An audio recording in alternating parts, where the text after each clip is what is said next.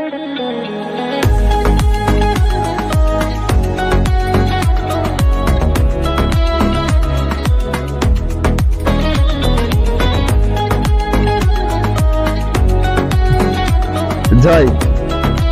আমরা যে যে আজকে রস খেতে আসলাম অনেক দূর থেকে, তো আমরা যে রস খেতে এসেছি, আসার পরে আমরা যে পরিশ্রম করে আসছি তো এই রাতে শীতের, তো আমাদের আমাদের যে কষ্ট, এই কষ্টটা কি আমাদের যে আসলাম এখানে আসার জন্য যে আমাদের পরিশ্রম হলো, আমরা যে যেটার জন্য আসলাম রস খাওয়ার জন্য, আমরা রস খেয়ে কি তৃপ্তি পেয়েছি বা আমাদের কষ্টটা কি লাঘব হয়েছে?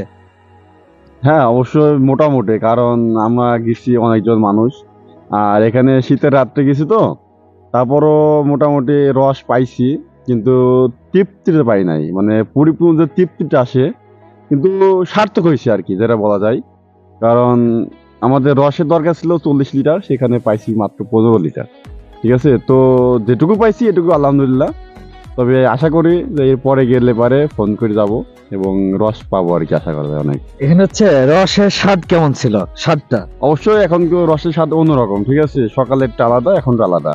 কারণ এখন রসের স্বাদ মানে না খাইলে বোঝানো যাবে না আসলে কেমন ছিল। ঠিক আছে, অনেক তৃপ্তি আর কি, অনেক স্বাদ।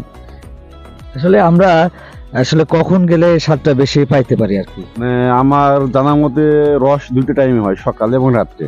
তো এই রাত্রে টাইমটা গেলে পারে সবচেয়ে ভালো রস পাওয়া যায় আর কি।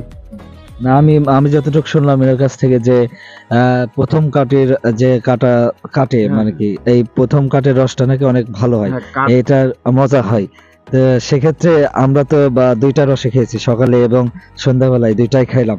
এখন কোনটা বেশি ভালো লাগছে যার? তো প্রথম কাঠ, দ্বিতীয় কাঠ, তৃতীয় কাঠ আছে, ঠিক আছে, আমাদের এটা প্রথম কাঠ ছিল। প্রথম কাঠের রস অত্যন্ত সুস্বাদু হয় এবং রস পরিমাণ কম হয়। তো এটা প্রথম কাঠের রস ছিল এবং অনেক সুন্দর রস আমরা খাইছি।